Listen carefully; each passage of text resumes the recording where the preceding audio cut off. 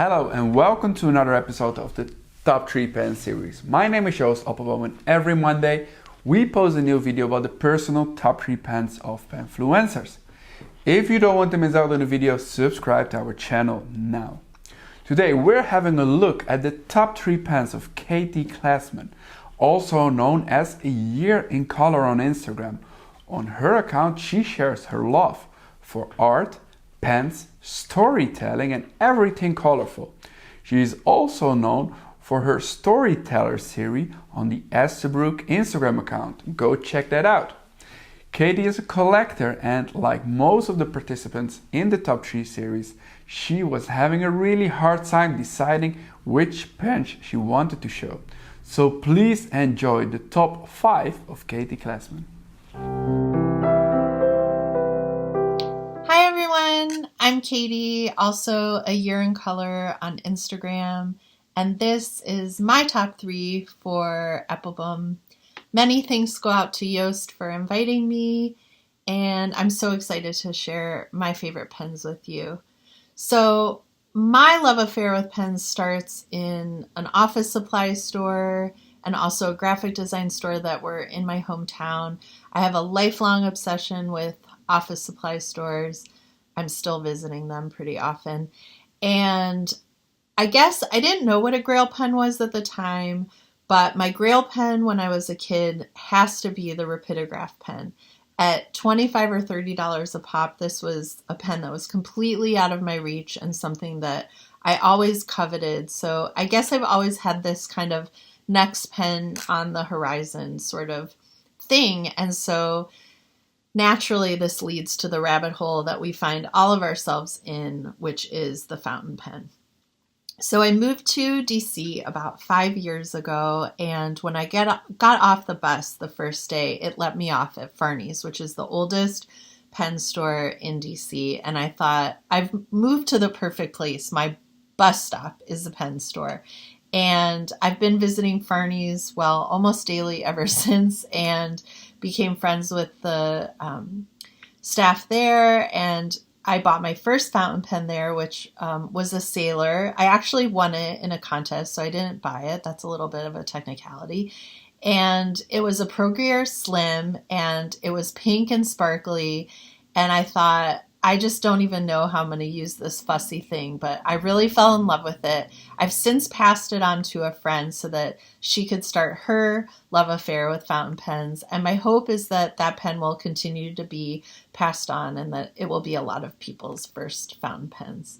So I'm going to show you my top 3 without further ado, and the first one is the first vintage pen that I've purchased, and it's a Parker 51 in Burgundy with the gold trim cap. And I purchased this pen at the 2016 DC Pen Show, which was my first pen show. And it was my last purchase on the way out of the show on Sunday. And I purchased it from my friend Warren Granick, who owns the Right Shop. And he has really taught me a lot about American fountain pens.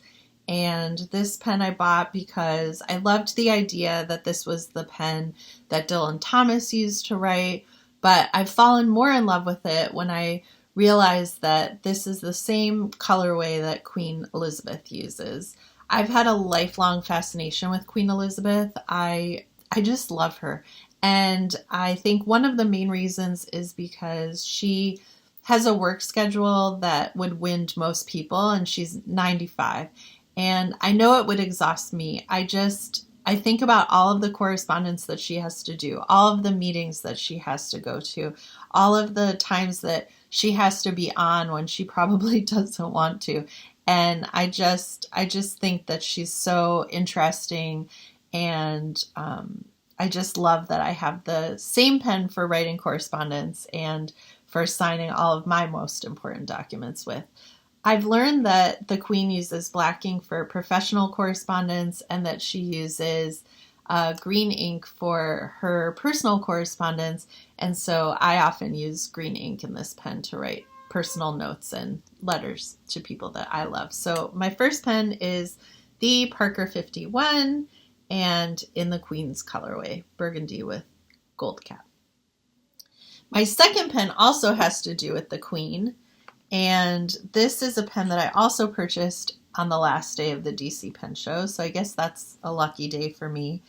Jokingly, I've said I would never write with this pen, and I said so because it honors the Queen's Jubilee, and I've said I wouldn't write with this pen until the Queen passed away. Now I've become superstitious about it, and so it's never been inked. As far as I can tell, I know I've never inked it. I don't think it's ever been inked. I have no idea if this pen writes well, which, usually I would care about, but it's the Queen's Accession pen from the Golden Jubilee, and it's also a Parker, and I'll show it to you. It lives on my desk, so even though I don't use it, I do look at it pretty often, and it sits in its beautiful pillow box, which I'll take her out, though I rarely do, and show you that it is the most glorious purple color, and the cap is engraved, and it says the Accession, the Golden Jubilee of the Queen, and I hope never to have to use this pen. I'm pretty convinced at this point that the Queen's going to outlive us all, so I don't think I'll ever use this one, but I'll look at it a lot, and I still enjoy it so much. So that's my second pen. And then my third pen was my Grail pen for a really long time. So Punstock at Farney's, at some point, he's the manager at Farney's, he gave me a catalog of late 1990s, early 2000s Patron of the Arts and also Writer Series pens from Montblanc. And the catalog is long gone, but for a lot of years, I had ripped out a page of one pen that I just thought was so beautiful. And at the 2017 and 18 DC Pen Show, I actually held the pen, but didn't take the leap to purchase it. And then very fortuitously this year, Bertram's Inkwell, which is my other beloved local pen shop, received one on consignment, and so I was able to purchase this pen from Bert. And this is the 2001 Montblanc Patron of the Arts series, Madame de Pompadour. So here is her box. Sorry for the video skills, by the way. I have never made a YouTube video in my life, and I probably won't after this. This is the pen, and I love everything about this pen. I love how it looks. I love the weight of it. I love the size of it. I just think it's so beautiful. And this is the 4810 version of the pen. The other version of the pen is now my real new Grail pen, I guess I would say. And so maybe someday, but probably not. And it's just beautiful. I don't take this pen out of the house. This is one of the pens that doesn't leave the house. There's few of those, to be honest. I really feel like I'm not a collector, I'm a user. But this one is not the best everyday carry. It's a fairly large pen, but I do use it a lot, and I have it filled with Montblanc Lavender Purple ink, which I chose because the Madame de Pompadour's favorite color was supposedly purple. She loved the color of the uniforms of the French soldiers, which were this kind of dusty purple color. And I love her as a character in history. I love that she was the first woman patron of the arts. I love supporting women artists as well. And so I feel a real affinity towards her, and I love this pen so much, and I feel so privileged to have it as part of my collection. So that's my third choice. Okay, like so many others before me, I have cheated and I have two more pens. So I know it's top 3, but today it's top 5. So I chose these because they are my everyday carry pens. They're the pens that I reach for most on my desk. And I'm also using this as a way to celebrate 2 nibmeisters whose work I really admire and just think is very special. And I just wanted to get it out into the world that these are 2 nibmeisters that a lot of people are paying attention to, but I hope it draws more attention to them.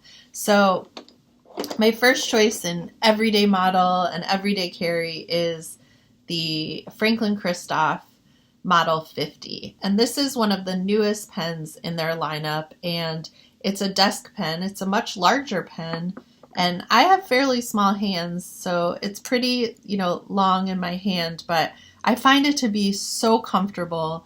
And anyone who knows me knows that I'm a huge fan of Franklin-Christoph, probably too much of a fan, to be honest with you. And I just love everything about this one. So this black one is going off to Japan for some Urushi work next year, which I'm really excited about. It'll be my first Urushi pen. But I was also really fortunate to pick up 2 additional models of the pen in different colors. And I have a medium steel nib in this one and a medium gold nib in this one. And both of these pens were tuned by Audrey Madison, who is the lead nibmeister at Franklin-Christoph. And I was just so thrilled when Audrey was named lead nibmeister at Franklin-Christoph. I think the work that she does on nibs is really, really exceptional. And I just also took a lot of pride and had so much excitement for the fact that there was a woman lead nibmeister, because I think it's a pretty rare thing in the fountain pen world, and I just loved seeing that kind of recognition and something that big happen at a bigger company. And so I just I love when Audrey tunes my pens, even when they're tuned in-house and I'm not sitting in front of her. I just feel like she understands my hand and how I hold a pen, and I just think she does incredible work. So I wanted to thank her, and also thank Franklin-Christoph. I mean, they're really, really so special to me. I just think it's a kind group of people making beautiful pens. And so this goes to them. And then the last pen I chose, my other everyday carry, is the Esterbrook Estie. And so this is part of my Esterbrook Estie collection. And I have a couple of the oversized, I have one of the slim, and then 2 of the regular. And this one has the MV adapter nib in it, which basically is an adapter that allows you to put a vintage nib into your Estie. And I love this idea of like new and old coming together, as Esterbrook has just been revived in 2018. I just think it was such an interesting and amazing move to basically take what was old and make it new again. And so this pen really represents that. And then in my other pen, I wanted to show you, actually it's not in that one, oops. In this one, I have Gina Celerino's journaler nib. And let me just say, I can write with this nib all day long. It's beautiful and it's interesting, but it's also practical. It's just a gorgeous nib. And I'm really fortunate because Gina has worked on many of my pens, and her company is called Custom Nib Studio. And I just think that she is, well, if you've ever had a chance to watch her work on a nib, you would know that Gina, this is what Gina is meant to do. And she just does gorgeous work. So I wanted to not only celebrate Gina, but also Esterbrook. They've become a really important part of my collection. I love the team there so much as well. And I guess in my last few seconds, I'll just say this, because as I'm thinking about the people at Franklin-Christoph and at Esterbrook, I'm thinking about our whole pen community. And especially over the last 2 years, how much it's given me to be a part of it. It's really allowed me to meet people from all over the world who I probably would have never met. I just think pen people are the best kinds of people. Just so kind, so interesting.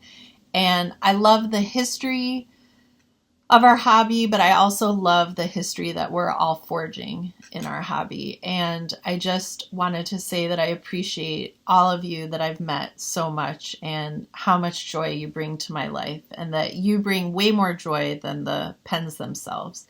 And again, big thanks to Yoast. I hope that I get to see you and all of you at a pen show really soon. And best wishes to all of you. And thanks so much for having me. Bye.